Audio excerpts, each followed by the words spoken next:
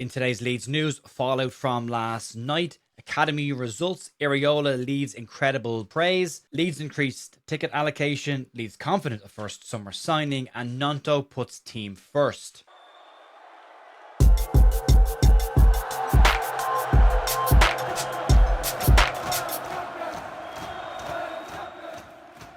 Morning folks, welcome back to the Leeds View for Thursday morning, the 23rd of April with your Leeds United news. Hope you're having a good day so far. Fantastic night for Leeds United last night. A lot of fallout and conversation around last night. A very upset looking Tyler Adams at the end of the game last night. Don't celebrate too early, Tyler.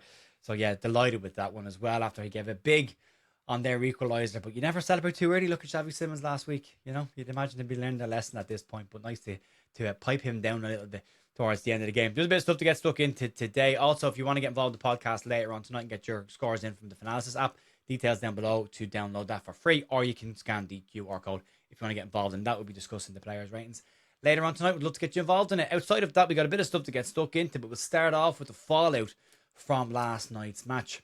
So as we said on the review last night, not Leeds' best performance of the season, but they showed, again, fight, character and heart that they've shown a huge amount over the course of this season to get a really, really valuable point on the road against a very good Bournemouth side, that should be said.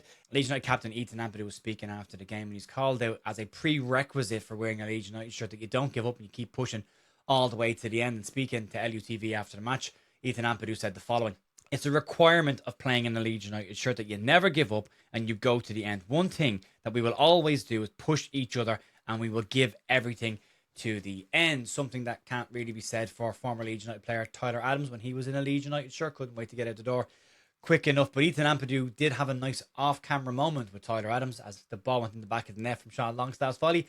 Ampadu had to jog past Tyler Adams, who missed the header at the front post, by the way, for that goal.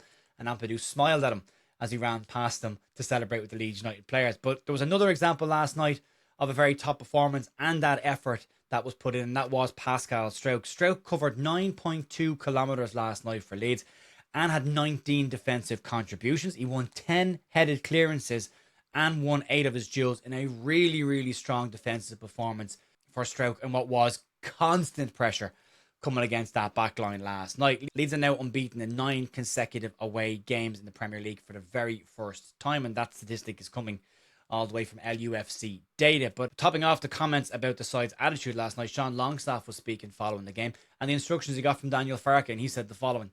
He said, "Go on and score the winner and not make it 2-2. It's definitely a collective effort, I would say, and there's a never say die attitude, and I think that comes from the fans." It means now that Leeds can focus on the weekend's action against Chelsea. They can go into that game and maybe try and enjoy the occasion a little bit, and fingers crossed, you never know, go into the game and maybe book themselves a place in the FA Cup final. It's a real shame that Chelsea couldn't just hang on to Liam Rosenior for a little bit longer. I said it yesterday, Leeds could do something really funny with Rosenior at the weekend, but unfortunately they got there before us, so we'll have to do something else on Sunday and just go and beat them and get into the final of the FA Cup. So we'll move on.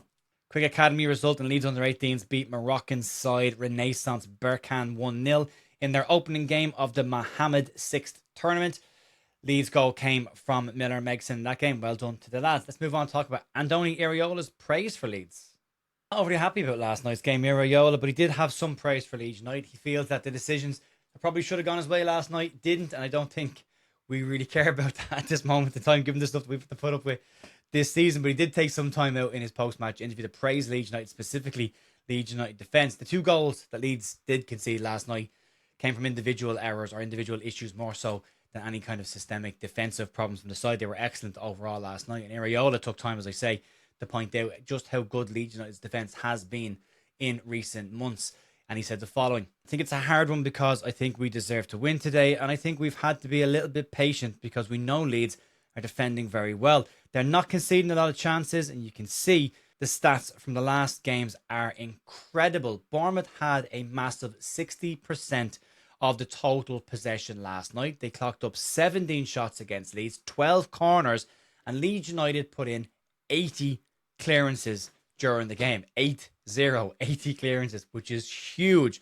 But the change in Leeds United's defensive shape, setup and approach is equally huge. And if you go all the way back, Leeds opening 12 games, Leeds only picked up 11 points and they were conceding on average 1.83 goals per game. Now, since Daniel Farke changed the defensive setup and the approach to the games, and that 3 at the back, Leeds have registered 29 points in 22 games, and they're only conceding on average now 1.32 per game.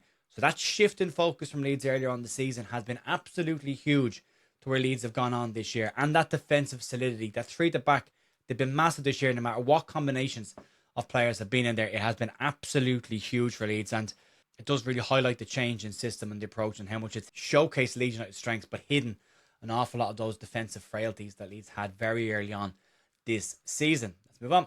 Quick chat about the FA Cup now. And Leeds United, as most people will know, had an increased ticket allocation yesterday that went out to the Leeds United members, and they all snapped them up really, really quickly for the semi-final against Chelsea, who will be minus a manager for the FA Cup semi-final, but they might be minus more than just a manager. They could be minus quite a lot of fans as well. Leeds United received an additional ticket allocation for the FA Cup semi-final because Chelsea didn't sell out their ticket allocation for the game, and even introduced a promotion to try and help them sell all of their remaining tickets. There are said to be hundreds of tickets still available from the Chelsea side heading into Sunday's game. Now, the FA say the situation is unusual, and that is down to a couple of factors. It's considering Chelsea's support base and how close to Wembley they are. Leeds United have now sold out both sets of their allocations immediately. The fact that Leeds have to travel from West Yorkshire all the way down to London, Chelsea on the doorstep, big problems there. Look, we have to go and do something against Chelsea the weekend, don't we? We have to. It's right there. It's right there for us to go and do something. Won't be easy. The change of manager will definitely change things and change the setup, but you never know. I'm feeling far more confident now than I was last week. We'll see. Let's move on. Talk about summer signings and a bit of confidence. And I would just say, just take this with the relevant amount of skepticism or cynicism on this, because you never know until they're across the line. But it relates to Ladislav Krejci again. There's more detail has come out on what appears on paper, at least, to be a very fast-moving story. And according to Team Talk, and that's just where the little pinch of salt is here, this story didn't originate from them, but it has been picked up and ran by them in the last couple of days. But they're claiming that Leeds United have held positive talks with Wolverhampton Wanderers and the players' representatives about a potential move to Ellen Road this summer. Leeds United sources earlier this week described Krejci as a strong tactical fit for Leeds, and Team Talk are now claiming that Leeds have strong optimism that Krejci will be the first signing in the door this summer window. Now, Fraser Fletcher is the one that is putting this out, and he claims that Krejci liked what Leeds United had to say to him, and Leeds don't believe there'll be any issue with trying to get personal terms agreed with the player either. Krejci is said to be open and interested in a move to Ellen Road. I mean, he would have got a very first-hand experience of that at last weekend's game. So it's assuming all goes well with this, assuming we can take this as being true, and you just, again, as I say, you never know until it's across the line. Krejci could become Leeds United's first signing of the summer. Now, a couple of people pointed out yesterday that is Krejci actually a Wolverhampton Wanderers player? Yes, he is, and yes, he's not. And there's a kind of a trick to this. He is technically on loan from Girona, but there is an agreed deal already in place with Wolverhampton Wanderers that will be made permanent, and then he'll be sold to Leeds United. So he's not going back to Girona. Leeds don't have to deal with Girona in this situation. It will be a case that Wolves have that already agreed. There's a date on that, and then he will be sold to Leeds or whoever else decides to get involved in this one later on. So yeah, looks like it could be done and dusted. He has a relegation release clause in that contract with Wolverhampton Wanderers, and that will free him up. Now, there is one rumour that says it's a £40 million relegation release clause.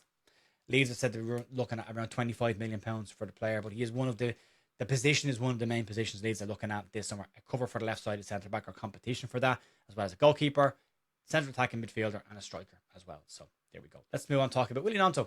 Wilfried Gnonto has had to be very patient this season, and he's had to settle for FA Cup starts and cameos off the bench for Leeds over the course of the year, specifically more so in the back end of this season. But when he has played for Leeds and has come on, he's looked impressive. He's looked motivated. He's looked very invested in what Leeds United are trying to do. And Gnonto is still just 22 years of age. We forget that, I think, at times as well. But he has shown signs this season specifically of far more maturity than he has previously, which I suppose should be expected as you get older. And he might not have gotten his goal last night, although he is trying to claim it. But his involvement in that first goal for Leeds was absolutely massive. And Gnonto spoke to LUTV after the match last night about the game and said that Leeds had to fight to do everything, and he was trying to claim that goal, but he did say Leeds were up against a very good and a top team in Bournemouth, but they were brilliant throughout the game defensively. Now, he spoke with Bryn Law, and Bryn Law said to him that, of course, Gnonto wants more game time, but when he has come on, he has made a difference, as did all the players that came off the bench last night. And Gnonto had this in response. I think it's not the moment to be selfish. Obviously, everyone wants to play. Everyone thinks they can play more. It's going to be like this everywhere. But at the same time, whenever we have a chance to do our best, and that can make a difference in the end. A very team-first approach from Willie Gnonto. Must be reading the posters around the wall at Thorpe Arch around side for herself. But it's a big difference and a big shift from where Willie Gnonto was a couple of years ago. And he was very badly advised by an agent that he got rid of, thankfully, in the end. But he has, as I say, shown far more maturity over the last season. And that continues to be the case. And he's taking his moments when they come. He is contributing to the effort of the side like everybody else is this season. And he's just lined up and got involved with everybody else. So fingers crossed that continues to happen. Again, 22 years of age. He's so young still. Still has a very bright future. Fingers crossed it's at Leeds United as well. So, yeah, Leeds are now, as we said, coming into this in a better position than they were. Obviously, 9 points clear of the relegation zone. They are now 7 points clear of West Ham. It's 4 games to go. And now, fingers crossed, we get a couple of results that go our way at the weekend as well and make it a little bit more comfy. And then we can go into the Burnley game next weekend and fingers crossed, finish the job there and make it mathematically safe for the season. But yeah, been a tremendous effort by this side over the last couple of weeks. It's pulled out some massive results and they deserve a huge pat on the back. But just nearly everyone's going to say we're safe. We probably are safe. But you just want to make sure you're 100% over the line. There's a little bit left to go on that. Folks, we're back tonight with the podcast to review the game last night. Have a chat with Paul. And Jerry, you can check us out there if you want to. Jerry was down at the ground last night, so dying to hear what he has to say about the Vitality Stadium. And check that out later on. Outside of that, have a great rest of your day. I'll talk to you soon. See you later. Bye.